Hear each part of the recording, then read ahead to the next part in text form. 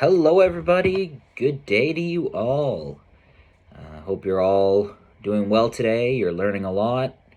You're enjoying my episodes. If you have any comments or questions, send me a message, make a comment. I'd like to know. I'm doing this for all of you. Today, I'm going to be talking about a very cool type of coin.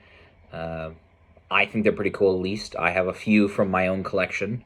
There's also a lot of them in museums, and they've been of interest for archaeologists lately. I'm talking about the coins of the Samanids. So I've mentioned them briefly in one of my other episodes. I've got a couple of them. Ooh. I have some smaller copper ones as well, which I'm not going to show you today, but I'll focus on the silver ones. So who are the Samanids? The Samanids are a Persian dynasty that existed from about 1819 to 999. That's a weird 999. Yeah, 9th century, 10th century.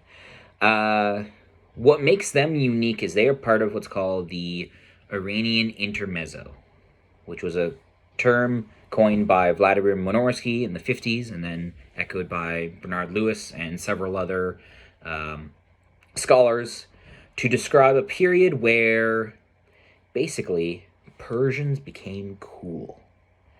A lot of the early Islamic empires were very Arab dominated, and in this period we start to see a revival of Persian culture.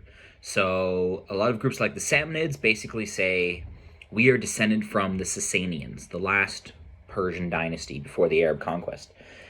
And what this creates is basically these dynasties. There's five or six main ones who push Persian culture and Persian identity.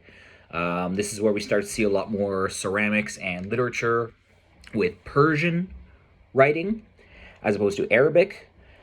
This is where we start to see a lot more Persianate society. Now, Persianate, there's an interesting term you can look up. But basically, they start moving away from being Arab-dominated or Arab-centric to a little more Persian and Iranian.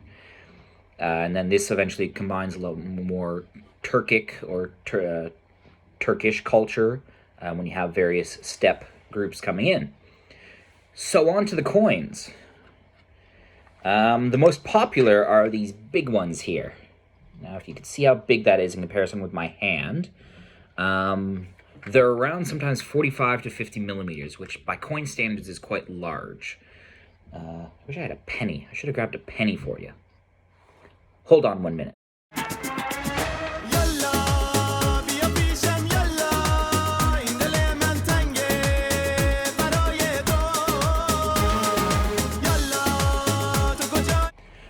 Alright, so to compare, we have our Sasanian dirham, or heavy dirham, or multiple dirham, depending on what you want to call it, and an American penny.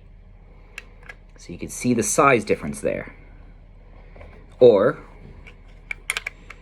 with an American quarter. So quite a big size difference there. Now, they're quite thin, as you can see, or if you look very, very closely there. I will take it out of its case. And they're quite thin, and they are silver.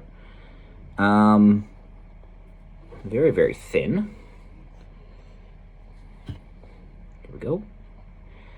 And one of the interesting aspects of these is some have actually been found as far as Scandinavia in Europe and Norway, Sweden, Denmark, and coin hoards.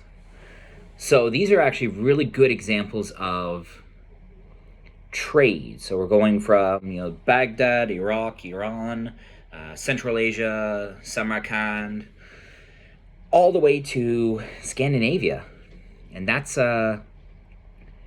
quite a trip. And the fact that we're getting Islamic silver going that far is quite interesting to see. But silver is silver. Its value keeps. Doesn't matter what's actually written on it or who's on it. Now, as far as what's on it, the copies I have aren't in the best of condition.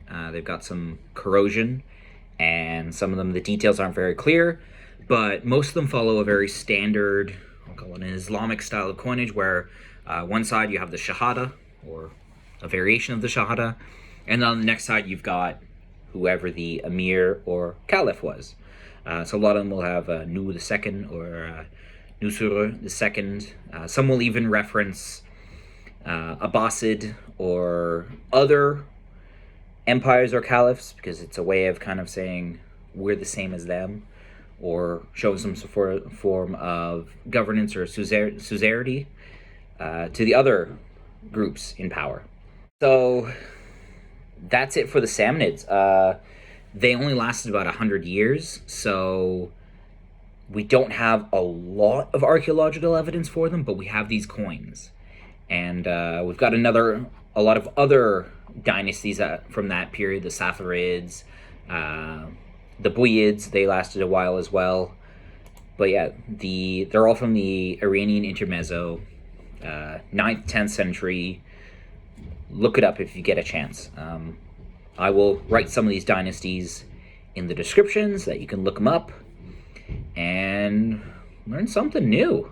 Check out some nice big silver coins. They're interesting. They're one of my favorite things to find, just because of how big they are, and they're just a cool trade item. So that's it for today. Like, subscribe, comment, pigeon message.